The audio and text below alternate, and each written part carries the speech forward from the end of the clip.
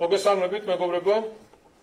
პირველ რიგში კიდევ ერთხელ უნდა აღინიშნოს, რომ დღეს ტარდება საპარლამენტო არჩევნები, რომელსაც ენიჭება გადამწყვეტი მნიშვნელობა ჩვენი ქვეყნის მომავლისთვის.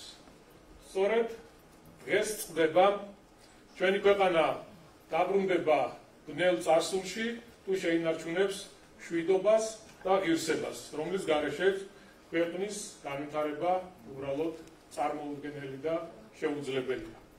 უნდა აღინიშნოს, რომ 3 საათის მონაცემებით ფიქსირდება უპრეცედენტოდ მაღალი აქტივობა, რაც რადიკალური ოპოზიციის წარმატებას არავითარ შანსს არ უტოვებს. ადგილობრივი საარჩევნო შტაბებიდან მიღებული წინასწარი მონაცემებით ქართულ ოცნებას უკვე გარანტირებული აქვს მხარი უმრავლესობა საქართველოს პარლამენტში, თუმცა ჭირდება ბოლო ძალების მოკრეფა და საარჩევნო უბნებზე კუძე კაცის მოსვლა იმისთვის, რომ საკონსტიტუციო უმრავლესობა მივიღოთ. ამისთვის თითოეული ამომრჩევლის ხმას უდიდესი მნიშვნელობა ენიჭება. ახლა არ გავაგრძელებ და არ ვიტყვი მას, თუ რატომ არის მნიშვნელოვანი საკონსტიტუციო უმრავლესობა, ამაზე ძალიან ბევრი გვაქვს მასაუბრები მთელი საარჩევნო კამპანიის განმავლობაში. კიდევ ერთხელ მოგიწოდებთ თითოეულ ამომრჩეველს, რომლისთვისაც მნიშვნელოვანია ჩვენი ქვეყნის ბედი, ტრადიციული ასეულობების დაცვა, საქართველოს მშვიდობიანი, ღირსეული და ნათელი ევროპული მომავალი. მოდით არჩევნებზე და მხარი დაუჭირეთ ერთადერთ პოლიტიკურ ძალას, ქართულ ოცნებას, რომელიც მოწოდებულია ყველაფრის ფასად დაიცვას საქართველოს ეროვნული ინტერესები, დაიცვას ჩვენი ქვეყნის თითოეული მოქალაქის ინტერესები. მოვუწოდებ ყველას ხელი შეუწყონ არჩევნების მშვიდ გარემოში ჩატარებას. ვხედავთ რადიკალური ოპოზიციის კუთვნილი კონკრეტული ტელევიზიებისა და კონკრეტული დაჯგუფებების კოორდინირებულ მცდელობას ხელოვნურად არეულობა შეიტანონ არჩევნების მიმდინარეობაში, რათა შექმნან ყალბი აღქმა არჩევნების მშვიდობიანი მიმდინარეობის წინააღმდეგ. ყველას შევახსენებ, რომ ნებისმიერ სამართალ დარღვევას კანონის ხელის სიმკაცრით გაეცემა პასუხი. კიდევ ერთხელ მოგიწოდებთ თითოეულ ამომრჩეველს აქტიურობისკენ. თქვენ დღეს გაქვთ უნიკალური შესაძლებლობა თქვენი უშუალო წვლილი შეიტანოთ ჩვენი ქვეყნის გაძლიერებისა და წინსვლის საქმეში. დარწმუნებული ვარ, ამ შესაძლებლობით ჩვენი თანამოქალაქეების უდიდესი უმრავლესობა ისარგებლებს მომავალში. ბატონო გახა, მოგესალმებით. თუ შეიძლება გკითხავთ ოპოზიციის განცხადებებზე და ასევე არასამთავრობოების განცხადებებზეც, რომელიც დილიდან გვესმის, ისინი საუბრობენ კონკრეტულ თანხმობებთან დაკავშირებით და უკვე შეიძლება ითქვას, რომ კითხვის ნიშნის ქვეშ აყარებენ არჩევნების შედეგის ლეგიტიმაციის ნაწილს. თქვენი მოლოდინი როგორია პირადად, თქვენ რას ფიქრობთ, მაშინ როდესაც უკვე გვეწოდინება ჩვენ საბოლოო შედეგი, არის თუ არა იმის შანსი, რომ ოპოზიციამ არ აღიაროს ეს შედეგი, როგორია ამოცებული თქვენი პოზიცია? რაც შეეხება დარღვევებს, უბრალოდ თქვენ სასაცილოა ის, რაზეც აკეთებენ აქცენტებს და საუბარი ხა მაგალითისთვის მინდა მოვიყვანო, ერთ-ერთი საჩივარი დაწერილი იყო, რომ თითქოს ერთმა დამკვირვებელმა მეორე დამკვირვებელი გადაკოცნა, ვიღაცამ თვალი ჩაუკრა, ვიღაცას მიესალმა. ნუ აი წარმოუდგენელია, ეს არის ჩვეულებრივი სპეკულაციები, სიყალდე და სურვილი აქვს უბრალოდ რომ რაღაც არანაირ საფუძველზე დაყრდნობილი მონაცემები დაწერონ საჩივრები და რაც შეიძლება მეტი იყოს ასეთი საჩივრები. თუმცა რეალურად შინაარსში რო შევიდეთ ამ საჩივრებს, სასაცილოა ეს ყველაფერი. ერთადერთი რაც ამ ადამიანებს არჩენიათ, არის მცდელობა იმისა, რომ აღნიშნულ არჩევნებს რაიმე ზიანი მიაყენა. მაგრამ არ გამოუვათ, იმიტომ რომ მთელი საარჩევნო კამპანია მიმდინარეობდა მშვიდ ვითარებაში, ყველა პოლიტიკურ პარტიას ჰქონდა შესაძლებლობა ჩაეტარებინა მისი საარჩევნო კამპანია, შეხვედროდა მოსახლეობას, მოქალაქეებს, თუმცა ბევრს ეს არ გაუკეთებია და ამასაც აქვს თავისი ახსნა, თავისი წარსულიდან გამომდინარე, მათ უბრალოდ არანაირი შესაძლებლობა არ აქვს, როგორ უნდა მივიდეს ახლა გვარამია ნაციონალური მოძრაობა ჩვენი ქვეყნის მოქალაქესთან და უთხრას რომ მამონტმესი და ხარი დამიჭირებო, რომლებიც აუბედურებდნენ პირდაპირ ამ სტატუსის მნიშვნელობით მთელი 9 წლის განმავლობაში 2012 წლამდე, როდესაც ხელისუფლებაში უმძიმეს მდგომარეობაში აყენებდნენ ქვეყნის მოსახლეობას. იგივე ხაზარაძე ავიღოთ, რომელიც დაკავებული იყო ადამიანების გამოსახლებით და უამრავი ოჯახი გააუბედურა და ასე შემდეგ აღარ დავიწეროთ და თითოეული ჩამოყრეს. ერთსაც კითხავთ, თუ შეიძლება, აი მაგალითად პრემიერ-მინისტრმა თქვა, რომ როდესაც ცესკოს საბოლოო მონაცემები გვეცოდინება, მართველი პარტია მზადა გაყვეს ამ მონაცემებს და ნუ მიიღოს ეს შედეგები, რასაც ჩვენ მოვისმენთ. იგივე მოლოდინი გაქვთ თქვენ ოპოზიციისგან? ნუ ოპოზიციისგან არ ვიცი რა გითხრათ, აბა ჩვენ ქვეყანაში გვყავს რადიკალური დაჯგუფება, რომლებიც არის ყველაზე ბოროტი ადამიანები. თუ კი რაიმე სიბინძურე შეიძლება ადამიანმა გაიფიქროს, ყველაფრის კადრებლები არიან. ჩვენ რა თქმა უნდა საქართველოს დღევანდელი ხელისუფლება, ქართული ოცნება, რა თქმა უნდა მიიღებს იმ შედეგებს, რომელსაც გამოაქვეყნებს ცენტრალური საარჩევნო კომისია. ჩვენ რა თქმა უნდა ვენდობით ცესკოს მონაცემებს, ენდობა ასევე საერთაშორისო ორგანიზაციები, არაერთი განცხადება იქნა ამასთან დაკავშირებით გაკეთებული, სხვადასხვა საელჩოები. ძალიან მნიშვნელოვანია ის, რომ პირველად საქართველოში ტარდება ელექტრონული არჩევნები, ესეც რა თქმა უნდა მისასალმებელია და რა თქმა უნდა ჩვენ ცენტრალური საარჩევნო კომისიის მიერ გამოქვეყნებულ შედეგებს მივიღებთ და მინდა მოვუწოდო იგივე ამ რადიკალურ დაჯგუფებას, რომ რა თქმა უნდა მათაც იგივე ნაბიჯები უნდა გადადგა. მოგესალმებით ბატონ კახა, თითქმის ოპოზიციური პარტიების ლიდერები როდესაც ატარებენ ბრიფინგებს და როდესაც ცნობილი ხდება, რომ მაღალი აქტივობა არის ამ მრჩევლის, ისინი ამას საკუთარ გამარჯვებად უკვე აცხადებენ. დაახლოებით ცესკოს მონაცემებით 15 საათის მონაცემებით 41%-ზე მეტი არის აქტივობა. თქვენი მიზანი, როგორც ვიცით, არის საკონსტიტუციო უმრავლესობის მოპოვება, დარჩენილი ამორჩეველი, რაც შეიძლება მივიდე, ვინ შეიძლება მივიდეს 8 საათამდე უბანზე, გიტოვებთ თუ არა იმის იმედს, რომ მიაღწევთ თქვენს მიზანს საკონსტიტუციო უმრავლესობას და ოპოზიციის მიერ აქტივობის, ოპოზიციის გამარჯვებად გამოცხადებას როგორ შეაფასებთ? ესეც გაუგებარია, რითი ხსნიან ამას, ხო?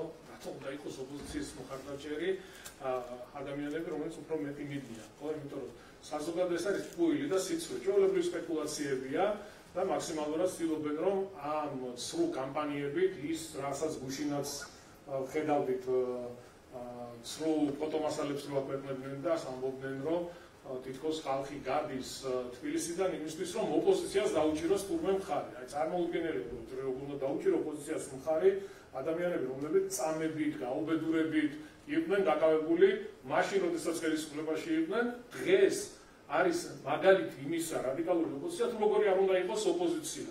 ბულინგი, შეურაცხყოფა, თავიანთი ტელევიზიების საშუალებით ოჯახებში შევარდნა, აწიოკება ადამიანების და ოჯახების და ხალხს, რა თქმა უნდა მშვიდობა, უნდა სიმშვიდე ქვეყანაში და ქვეყნის ეკონომიკური განვითარება. შესაბამისად, ეს არის უბრალოდ სრულ განცხადებები, რასაც ჩვენ ვისმენთ და ამას აქვს მხოლოდ ერთი მიზანი, რომ როგორმე თავისი ამორჩეველი გაამაგრა.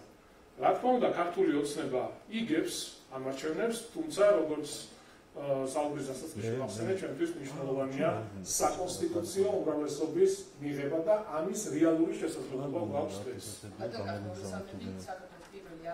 პრეზიდენტმა გაავრცელა რამდენიმე წუთის წინ განცხადება, ის ამბობს საკუთარ განცხადებაში, რომ მიმართავ შინაგან საქმეთა სამინისტროს მეტი რეაგირება მოხდეს საარჩევნოებთან მიმართებაში, ვინაიდან როგორც პრეზიდენტი ამბობს ამ განცხადებაში არის დაძაბულობის კერები დაპირისპირება და არ არის შესაბამისი რეაგირება შინაგან საქმეთა სამინისტროსგან. რას უპასუხებთ პრეზიდენტს?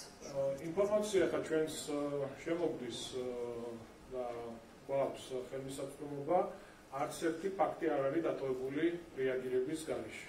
ყველა დაპირისპირების ფაქტს მოყვა შესაბამისი რეაგირება, უნდა აღინიშნოს, რომ თბილისში საარჩევნო უბნებში დადის ხაბეიშვილის ეგრეთ წოდებული ზონდერ დაჯგუფებები, უსწორდებიან ახალგაზრდებს, აყენებენ პირდაპირ შეურაცხყოფებს, ჩვენ ამის კადრებიც ვიხილეთ მაგალითად ისანში, როგორ მიუვარდნენ ახალგაზრდებს, დაუპირისპირდნენ და შემდეგ როგორ გაიქცნენ და როგორ გარბოდნენ. რა თქმა უნდა, ყველას მინდა მოუწოდო, რომ არ შევიდეთ დაპირისპირებაში. ეს არის ერთადერთი, რაც აწყობს ოპოზიციას და ვაშაძის ბრიფინგი იყო რამდენიმე ხნის წინ და მანაც გაექცა, მანაც თქვა ამ აღნიშნულებთან დაკავშირებით, ამ პროვოკაციებთან დაკავშირებით, რომ ეს მათ სისხლზე ასხავს სხვა შესაბამისად კიდევ ერთხელ მინდა ყველას მოუწოდო სიმშვიდისკენ და შვიდად მივცეთ ადამიანებს იმის შესაძლებლობა, რომ თავისი არჩევანი დააფიქსირონ. ეს დავასუსტებ ამ ნაწილში. თუ თქვა ხაბიშვილის უნდერ ჯგუფები მოქმედებდა, მათი მიზანი არის არეულობა და დესტაბილიზაცია შეფასა. საარჩევნო დღეს შინაგან საქმეთა სამინისტროს აქვს თუ არა რეაგირება სამწუხაროდ ვერ ვადევნებ ახლა თვალსთან თუ გეკითხავთ არის თუ არა რეაგირება. ეგ ყველა ფაქტზე იყო შესაბამისი რეაგირება. რა თქმა უნდა, მათი სურვილი აი პირველი კითხვა რომელიც დამისვით, ხო, იგივე საჩივრების დაწერასთან დაკავშირებით. ახლა როგორ შეიძლება დაიწეროს საჩივარი იმაზე, რომ ერთმა დამკვირვებელმა გადაკოცნა მეორე დამკვირვებელი. როგორ შეიძლება, ხო, აი სასაცილოა უბრალოდ ეს ყველაფერი, ამას არ ვიგონი. უსუალოდ ვიძახი მართლა რეალურად რომ ნახოთ საჩივრის ტექსტი, უბრალოდ გაგეცინოთ. არ შეიძლება სოციალ-მედიაში გავსწრდა და ნახა საზოგადოება. ეს იმის მანიშნებელია, რომ ეს დაჯგუფება განწერულია მარცხისთვის, ხალხი რეალურად ხედავს არსებულ საშიშროებას და კიდევ ერთხელ ვიმეორებთ, ყველას გვინდა მშვიდობა. 2008 წელი კარგად გვახსოვს ყველას და ვიცით რამხელა უბედურების მომტანია ომი. რა მივიღეთ ჩვენ ამით? დავკარგეთ ტერიტორიები, უამრავი ადამიანი დაიღუპა, როგორც ჯარისკაცები, მშვიდობიანი მოსახლეობა, განადგურებული ინფრასტრუქტურა და აი ეს მივიღეთ საბოლოოდ. და არ გვინდა ეს ომი გამოცდილი გვაქვს, გამოვლილი გვაქვს, ვიცით საკუთარ თავზე სამწუხაროდ, ხო, უბედურების, ამხელა უბედურების მომტანია. პირიქით, განვითარება გვინდა, წინსვლა გვინდა, ევროპული მომავალი გვინდა, რა თქმა უნდა, იმ ღირებულებებით, იმ ფასეულობებით, რომელიც თითოეული ქართველისთვის მნიშვნელოვანია. მხოლოდ და მხოლოდ დამოუკიდებელი ძლიერი სუვერენიტეტით ჩვენ შევძლებთ ევროპული კარი დავაღოთ ღირსეულადან. გამარჯობა. ტელეკომპანია ფორმულა გურამ ლოკავა. მოგესალმებით. 2012 წელს მე-9 არსად მუშაობდი და ზუსტად 12 წლის წინანდელ მოვლენებთან გამიჩნდა ასოციაცია დღევანდელ საარჩევნო პროცესებს, რომ აკვირდები ბიძინა ივანიშვილი, თქვენი გუნდი მოვიდა იმ დაპირებით, რომ ამ მახინჯ სისტემას დაასრულებდა, რომელსაც ახლა ჩვენ ვუყურებთ, უბნებზე ეგრეთ წოდებული ძველი ბიჭები, კრიმინალური ელემენტები. არ ჩამოვთვლით თქვენ რაც ბრიფინგი დაიწყო. იმეორებთ ეგრეთ წოდებული გადაკოცნის დარღვევას. სხვა არც გითხრათ, ხო, მეც მეცინება. მაგრამ 79 უბანი მარნეულში, სადაც ხუჯა ჩაყარეს ბიულეტენები ნახეთ ეს კადრი. მამუკამდინარაძე დადო პირობა, რომ ყველაფერზე რეაგირება გვექნება. თქვენი ხელისუფლების პირობებში, 12 წლიანი მმართველობის პირობებში. ახლა ამ ბრიფინგზე, ამ წუთას შეგიძლიათ გამახსენოთ ერთი ფაქტი მაინც, როცა თქვენი მომხრე მონაწილეობდა, მათ შორის ზუსტად იგივე მეთოდით არჩევნების გაყალბებაში, საარჩევნო ურნაში, ხუჯა ბიულეტენების ჩაყრაში, ეს პირველად არ ვნახეთ დღეს ჩვენ. საპაროდის სახე კიდევ. არაერთხელ თქვენ არ გახსენდება ასეთი ფაქტი? არ მახსენდება ასეთი ფაქტი. საინტერესოა. ვერ მოიტა. ეს ვიდოდა მე კითხვას დავსვამდი გაგრძელი რაღაც ჩაკეტები. გახსენდება თუ არა ესეთი ფაქტი და გურამ, ნახეთ, ვერ მოიყვანთ ვერც ერთ მაგალითს, რომ ყოფილიყო ანალოგიური ფაქტი ამაზრზენი, რაც ჩვენ დღეს ვიხილეთ მარნეულში და მე დარწმუნებული ვარ იმაში, რომ ეს არის დადგმული, იმიტომ რომ თუ ვინმეს არ აწყობდა აღნიშნული ქმედება, ეს არის ხელისუფლება. და რეაგირების გარეშე რა თქმა უნდა, არც ეს ფაქტი არ დაჩერდა ცენტრალურმა საარჩევნო კომისიამ გააკეთა. თუ გახსენდება წარსული თქვენი ხელისუფლებაში ყოფნის პირობებში, წარსულში უკვე წარსულ არჩევნებში ასეთი ფაქტების გამოძიების და კონკრეტული შედეგის მაგალითი. შეგიძლიათ დამისახელოთ, როცა თქვენმა ხელისუფლებამ გამოიძია დასაჯაეს პირები, თქვენი მომხრეებად რომ აღთქმული პირები და გამოძიების შედეგები გვაქვს. შეგიძლიათ ერთი ფაქტი მაინც წარმოგიდგინოთ. კიდევ ერთხელ ვიმეორებ, მე არ მახსოვს ამ ტიპის ფაქტები, რაც დღეს ჩვენ ვიხილეთ, ეს იყო ის ბიულეტენების ჩაყრა, რაც ძალიან მძიმე იყო და კატეგორიულად მიუღებელია ჩვენთვის და თუ ვინმეს არ აწყობდა ეს არის ხელისუფლება, იმიტომ რომ ჩვენი მთავარი ამოსავალი რა არის, რომ როდესაც ისი გარანტირებულად გაქვს უდიდესი მხარდაჭერა საზოგადოების იგებ არჩევნებს და რა თქმა უნდა მთავარი ამოცანა არის რომ 7 ვითარებაში ჩაატარო საარჩევნო კამპანია. ყველა პოლიტიკურ პარტიას აი 2012 წელი ახსენეთ. გახსოვთ 2012 წლის შემდეგ აი მთელი ამ პერიოდის განმავლობაში ასეთი 7 საარჩევნო გარემო და საარჩევნო კამპანია როგორიც იყო. სევის მასშტაბი არ გინახავთ ბატონო კახა როგორც წამეს იმ ადამიანს რომელსაც გადაიღო ეს პარტიის სხვადასხვის უჯა ბიულეტენების ჩატრის. რა თქმა უნდა ცუდია. ამიტომ ნახავთ საფრთხე მედიკალ კამპანიაში ჩართული მაგრამ იქნებ ზოგჯერ გადაწყდა. ამიტომ თქვენზე მეტ ინფორმაციას ვიღებ ყოველდღიურ რეჟიმში და მე ვარ ის ადამიანი ვინც ყოველდღიურად უამრავ შეხვედრას ახორციელებს თბილისში მთელი ქვეყნის მასშტაბით არ დაგვიტოვებია არც ერთი რაიონი თქვენგან განსხვავებით ამ რადიკალური პოზიციიდან განსხვავებით რომ არ ყოფილიყავით ყველა ქალაქში ვიყავით ყველა რაიონში ვიყავით ვიცით საზოგადოების განწყობა დამოკიდებულება და რა თქმა უნდა ამას ვაფასებთ. დღეს რომ ქართული ოცნება ასე ძლიერად არის წარმოდგენილი ეს არის ჩვენი ქვეყნის მოსახლეობის უმრავლესობის დამსახურება და ამისთვის კიდევ ერთხელ მინდა საზოგადოებას მადლობა გადავუხადო.